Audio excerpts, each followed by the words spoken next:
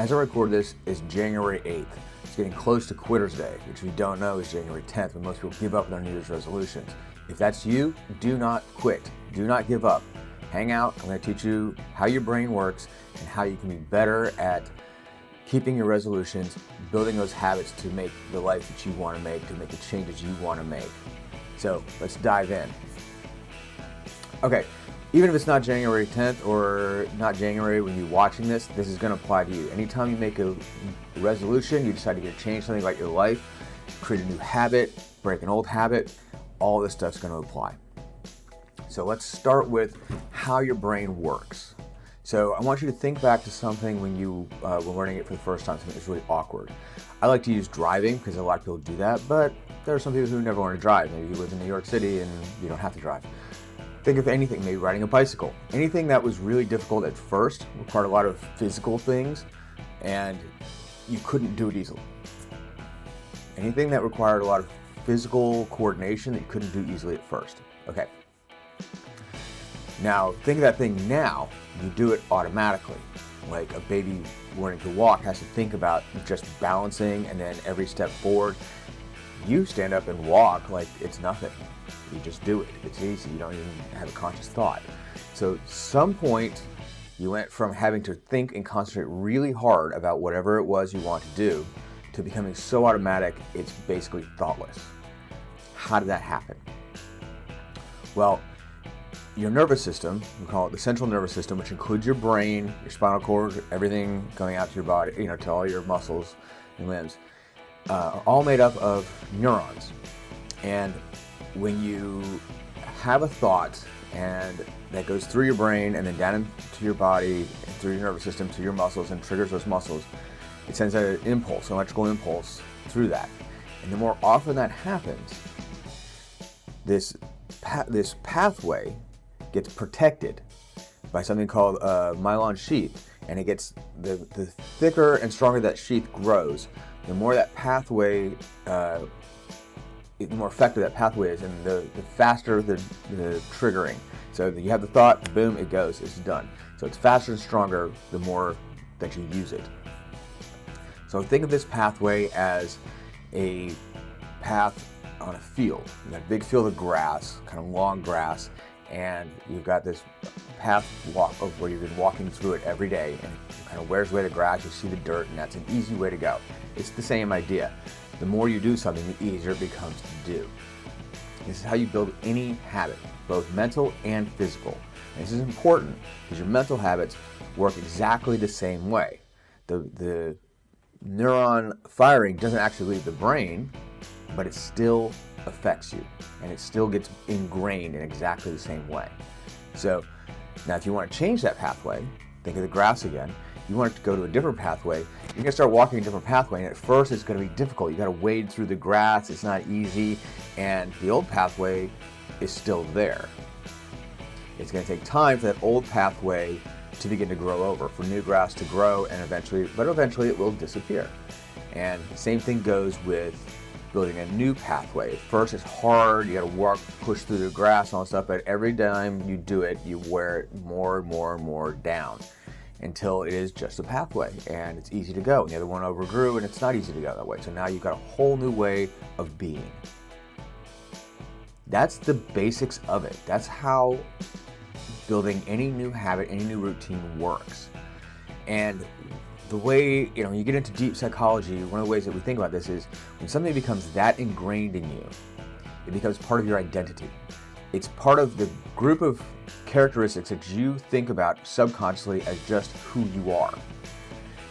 The interesting thing about identity is it isn't just who you are. You've built it. Think about, again, you walk.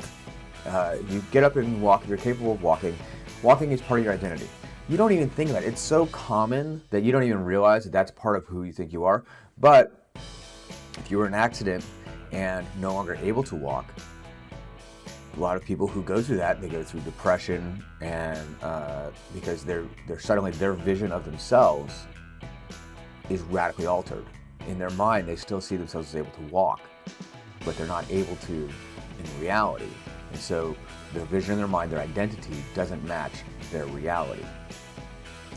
And to get through that, you need to change your identity of yourself and change how you view yourself and your capabilities, and see that even though you can't walk, you can do other things, that you are just as capable as you were in so many other ways. And maybe you have a learning experience, or maybe you're like Christopher Reeves, who tried so hard to learn to walk again after his spinal cord injury that he pushed the entire science of spinal cord injury and neuroscience in directions that had never gone before. And because of him, he made huge breakthroughs that changed his identity from being this very healthy, vigorous, physical human being to someone who literally couldn't move from the neck down. And it changed his identity, but it also changed his impact on the world. So, but he had to change the way he thought. He went through depression and had to deal with that as part of that change. So that's when that kind of changing your identity can happen in a negative way. It can happen in a positive way too. Like I said, these paths, many of these ideas, these idea of our identity and these pathways we have in our brain about how to do things, including how to think and what we think, kind of came about by accident. We didn't choose them. Growing up, we were just taught certain things. We were subjected to certain environments, and our parents said, oh, we do this, our teacher said we do that, and we just learned to do those things. We didn't really question them because we're children. And so we get these pathways ingrained in our brain that we didn't choose. And now, as you're trying to make a change in your life, your New Year's resolution or whatever it is, you're trying to make a change, you're trying to wade through that high grass. But you're seeing over there you see, oh, that's the easy path. That's just gonna be a lot easier to go that way. And that's the old path, that's your old identity, it's the old way of doing things. So, how do you change it? How do we make these changes? Well, the simplest, not necessarily the easiest, but the simplest way is just constant repetition. Just do it.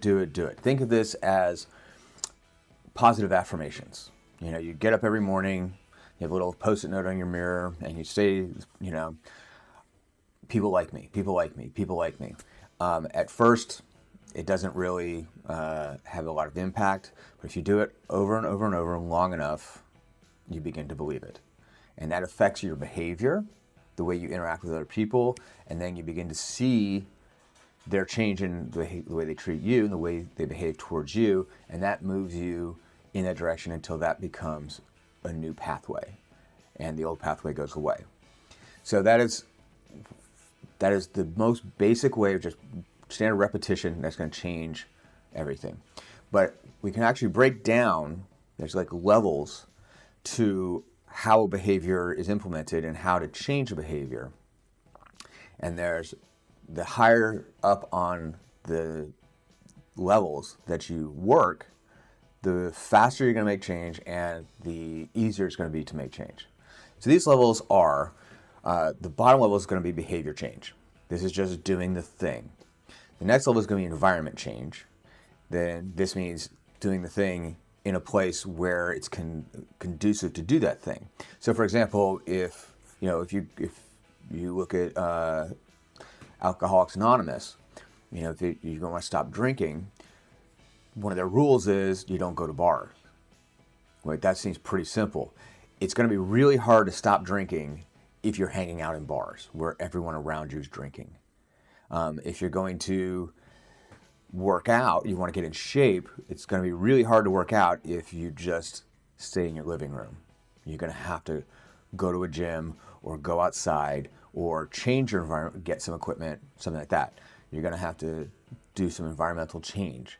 Now you can do it. You know, you can get on your living room floor, do push-ups and sit-ups and free squats and all that kind of stuff. You absolutely can. But it's going to be easier if you can alter your environment in some way to make it easier for yourself. The next is going to be changing your skills and your knowledge. If you want to do something like work out and you don't understand the physics or the principles of exercise, it's going to be a lot easier. You know, you can get a program that's written for you by someone and you just follow the program. But the more you understand the whys behind it, the deeper and more control, the more autonomy you have with deeper knowledge. And autonomy is a huge part of psychological motivation. I can do it myself. If you buy a program, you're following that program, but when the program ends, you don't know what to do next. But if you begin to learn about exercise and nutrition and the science behind it and what's effective, then say you have to go on a business trip and you can't have access to your regular gym. All you have is the kind of makeshift gym that they have in the hotel. Well, if you understand enough, then you can make use of that in a productive way that you wouldn't be able to otherwise, because you have that knowledge and those skills. So that's where that makes it even easier to make deep changes. And next you have your beliefs. Now, if you have knowledge and skill, and you're reading papers and you're reading books and you're watching videos and you're learning all this stuff, you're going to begin to believe new things. You're going to believe differently. For example, maybe you thought when I was a few years ago, I did the ketogenic diet for a while, and so I was doing a lot of research on that, and I thought that that the brain needed carbohydrates to work. That your neurons had to have carbohydrates. They can't use fats. And to an extent, that's true. However, they can use ketones, which is the whole point of the ketogenic diet, is to release ketones. And ketones are manufactured in the liver from fat. And here's the two really interesting things to me is, one, neuron cells will, if given the choice between glucose, carbohydrates, and ketones, they're going to choose the ketones first. And two, they're going to, the conversion rate to energy for glucose is 2-to-1, and for ketones is 11-to-1.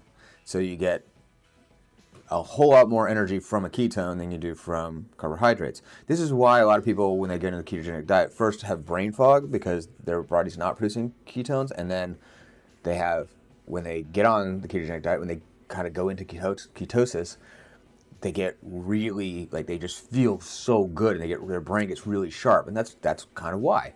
So that was where that knowledge changed my beliefs about, and so now when I'm making eating decisions, I'm not in the ketogenic diet anymore, but I base my eating decisions on that new knowledge and that new belief, so that carbohydrates aren't necessarily the best thing for my brain, that there's something better for my brain if I choose differently, or just the belief that I have a choice, that I don't, on those days when I'm not feeling like eating a lot of carbs, I don't have access to a lot of carbs, or, something on a menu the carb-heavy parts of the menu don't look really good to me, I can make that choice.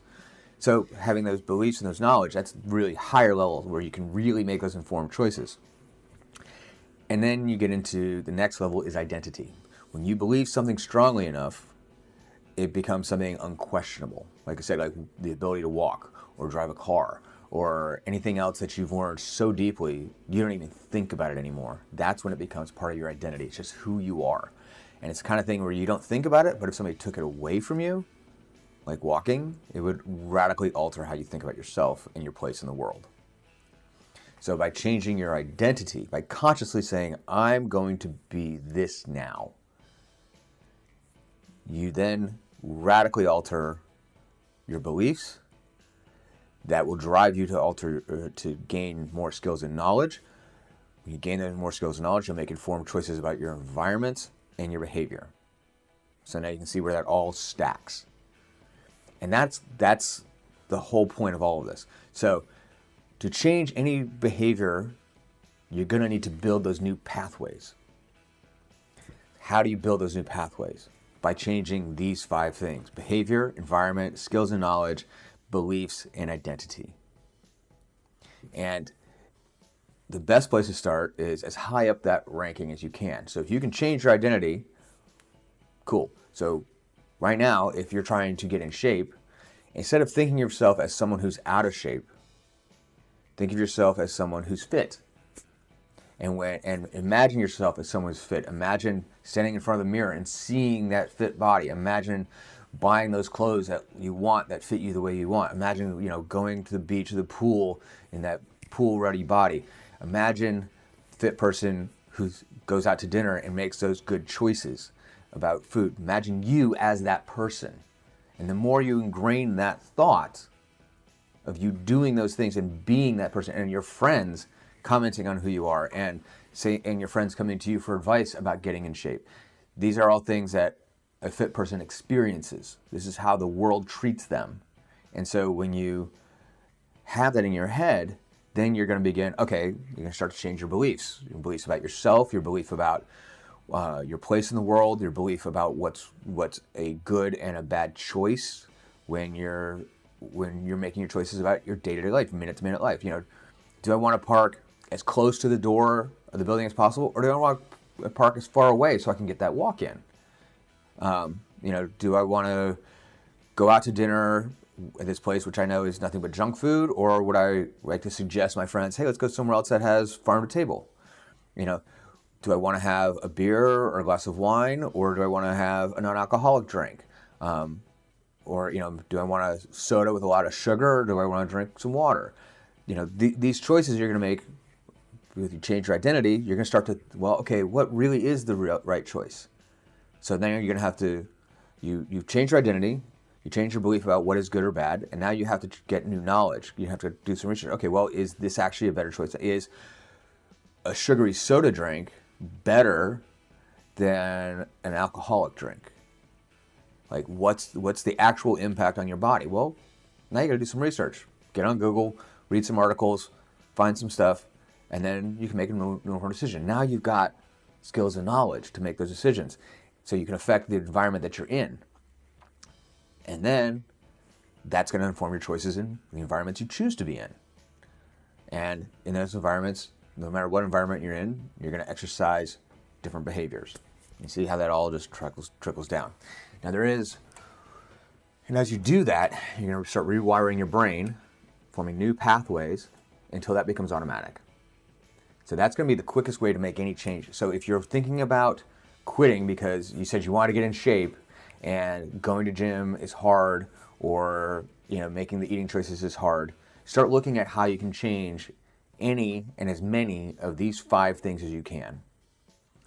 Now I'm going to give you the bonus. There's one other thing that's even deeper and more powerful than identity, and that's purpose. If you understand your purpose, the purpose behind what you're doing that serves somebody else besides you, that's going to radically alter everything. And because when you see what you're doing as impacting other people in a positive way, then it has real meaning. That's what gives you fulfillment.